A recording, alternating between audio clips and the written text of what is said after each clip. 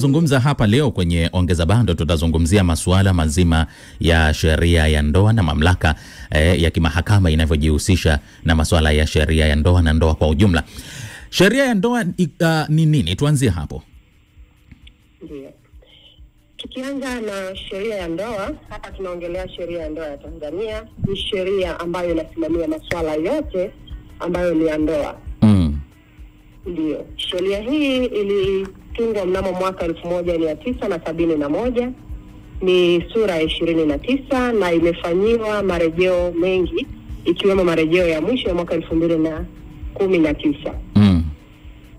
Sheria hii ilitungwa kwa madhumuni maalum ya kuunganisha, kuratibu na kuweka mfumo wa kisheria kuhusu masuala yote ya ndoa, talaka na masuala mengineyo yanayohusiana na haki na wajibu kwa wanandoa na watoto pia.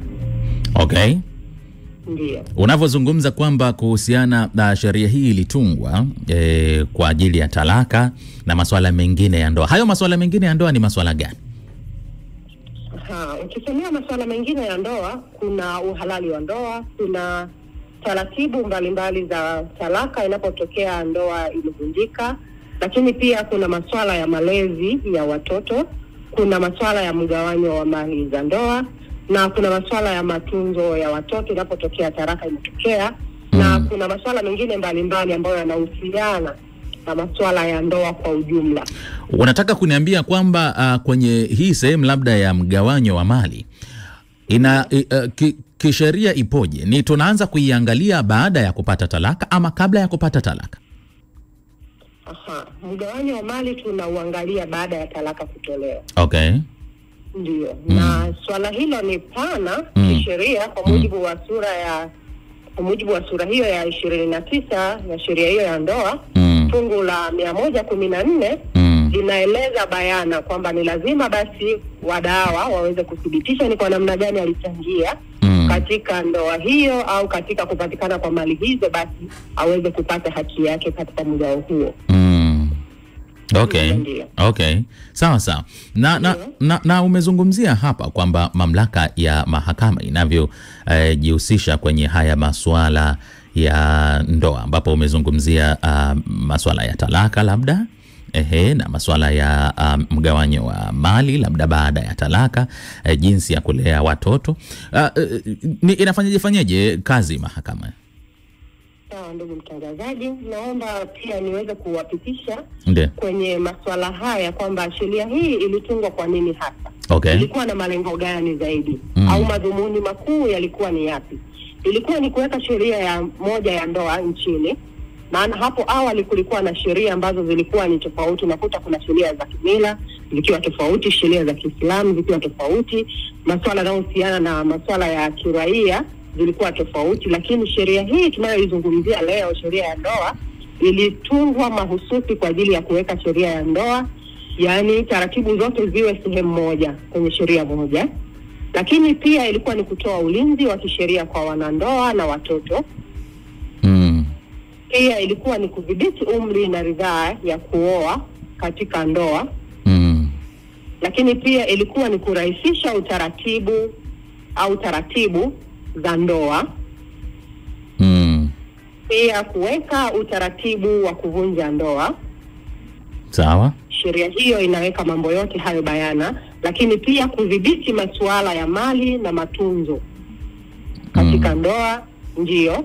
Na ilikuwa pia kuzingatia au kuangalia mila na dini kwa heshima ya umoja wa nchi au taifa, kwamba sheria hiyo yote basi, kwa sababu watu wana dini tofauti lakini pia kuna mila tofauti, basi sheria hiyo iangalie hayo yote na kuweka katika sehemu moja sheria hiyo ya ndoa, ambayo yote itatuunga kwa pamoja na kutufanya tuwe na mshikamano.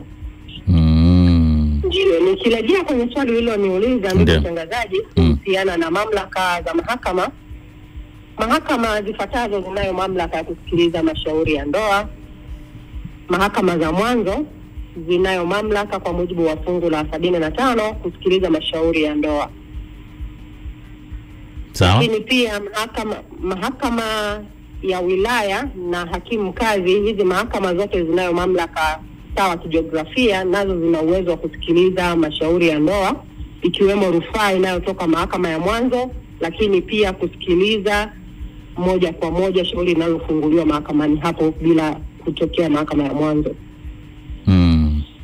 Ndio. Okay. Kuna mahakama kuu. Mahakama kuu pia inayo mamlaka ya kusikiliza mashauri haya ya ndoa ambayo yatatoka rufaa yake kutoka mahakama ya wilaya au mahakama ya hakimu mkazi. Ndio, au pia shauri hili linaweza likafunguliwa moja kwa moja mahakamani hapo bila kwenda kama rufaa. Na mahakama ya mwisho ni mahakama ya rufaa ambayo ni mahakama ya mwisho kabisa katika mamlaka yake kisheria. Hii hupokea rufaa zote zinazotoka mahakama kuu. Ninapoongelea rufaa ninamaanisha nini? Ninamaanisha kama shauri limesikilizwa katika mahakama ya chini na wadaawa au mmoja kati ya wadaawa hao waliokuwa na shauri hakuridhika na maamuzi yaliyotolewa, hivyo basi anayo haki ya kukata rufaa kwenda mahakama ya juu, yani inayofuata. Kama alikuwa mahakama ya mwanzo, basi ataenda mahakama ya wilaya au mahakama ya hakimu mkazi mkoa, au kama alikuwa mahakama ya wilaya kwenda mahakama kuu, na kama alikuwa mahakama kuu basi kwenda mahakama ya rufani. Okay, sawa.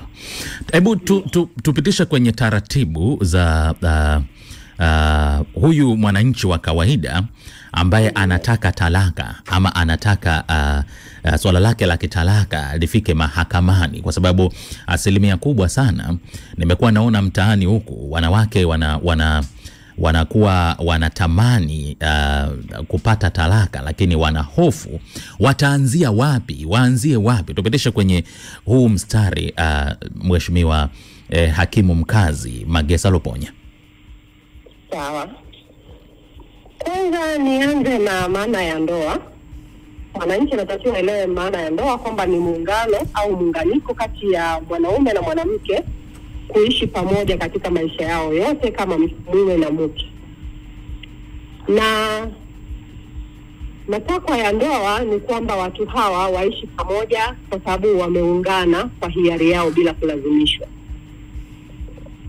Lakini inapotokea sasa kuna changamoto au kuna mgogoro unaoonyesha kwamba ndoa hiyo basi inawezekana imevunjika pasipo kurekebishika, wanatakiwa sasa wafike mahakamani kwa ajili ya shauri hilo kuweza kusikilizwa na mahakama kufuata taratibu za kisheria kuweza wadau hao kupata haki zao, ikiwemo taraka na mgawanyo wa mali, na kuangalia kama wana matunzo kwa ajili ya watoto, basi watoto hao waweze kutunzwa kwa namna gani.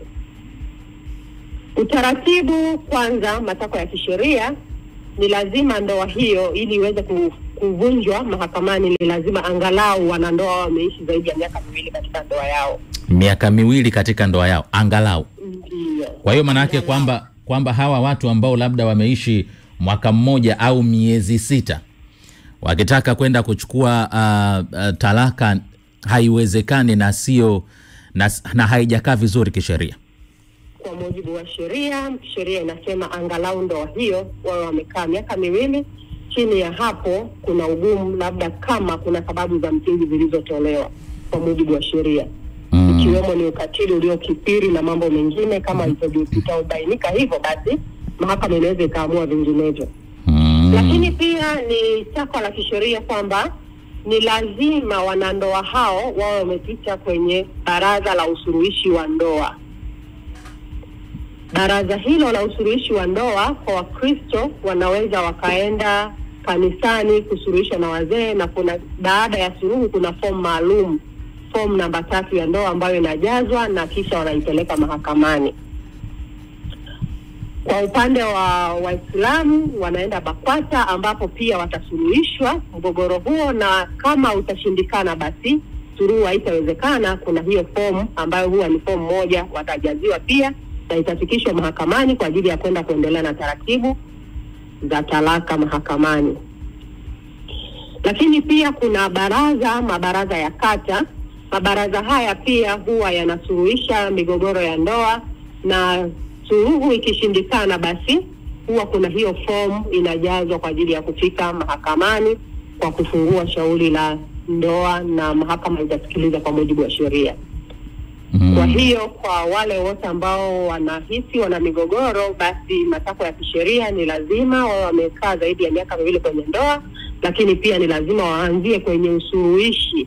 Mgogoro huo upelekwe kwenye mabaraza ya usuluhishi na wasuluhishwe, na suluhu ikishindikana, basi kuna hiyo fomu maalum ambayo inaonyesha kwamba suluhu imeshindikana, na inaonekana kabisa angalau mahakama iweze kuingilia kati kwa ajili ya haki za wadawa hao. Hivyo basi upande ambao utaonekana unahitaji kupeleka hiyo fomu mahakamani, utapeleka fomu hiyo mahakamani kwa ajili ya kufungua shauri la ndoa, na shauri litafunguliwa na kisha kusikilizwa kwa kuitwa pande zote shaurini. Okay. Sawa sawa. Shukran sana. Tunamaliziaje hili swala kwa siku ya leo? Swala hili tunamalizia kama ifuatavyo, kwamba katika mashauri haya ya ndoa yapo ya aina mbalimbali.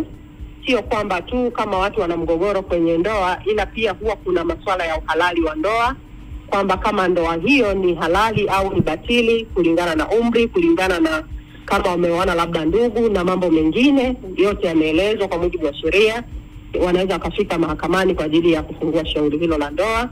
Lakini pia kuna taratibu za kuvunja ndoa inapotokea sasa kwamba kuna mgogoro ambao unaonekana na suluhu imeshindikana kusuluhisha, basi mahakama inaweza ikatoa talaka au ikawatenganisha wanandoa hao, kwamba wasiwe pamoja labda kwa muda fulani kama matazamio, na kama utengano huo basi utafanikiwa kwamba wameweza kurudiana, hapo ndoa itakuwa sawa, wataenda kuishi pamoja tena. Na kama itashindikana, basi mahakama itaendelea na hatua nyingine ya taraka baada ya wadawa kurudi shaurini. Sawa sawa. Lakini pia kuna mashauri yanayohusiana na malezi ya watoto baada ya kuvunjika kwa ndoa.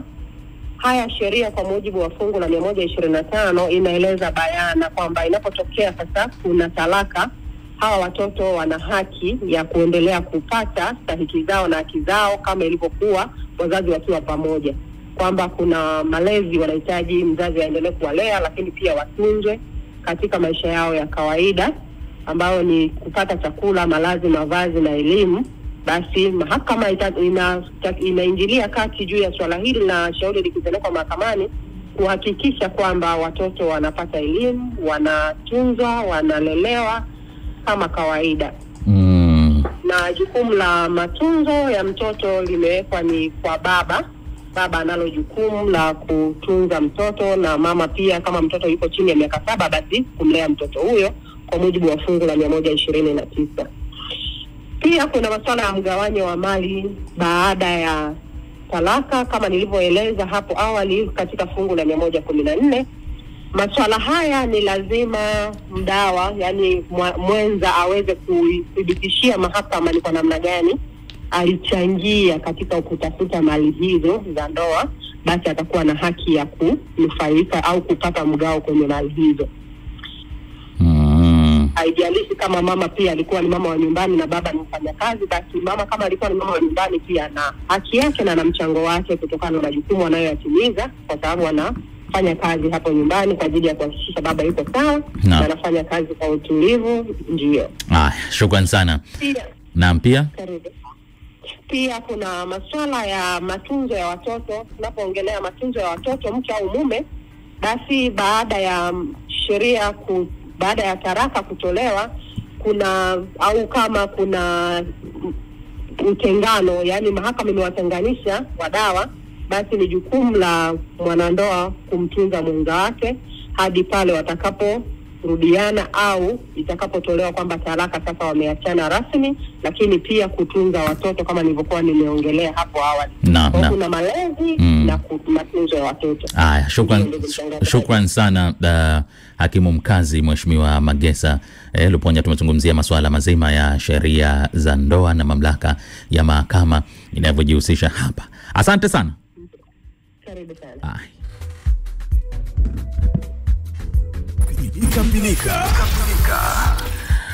Bila shaka bwana, tumesikia na tumejifunza vya kutosha juu ya masuala mazima yanayohusiana na ndoa. Kama utakuwa na swali lolote lile bwana, unaweza ukauliza kupitia 0683 8029966. Hiyo ndio namba ya kutuma ujumbe mfupi wa maandishi.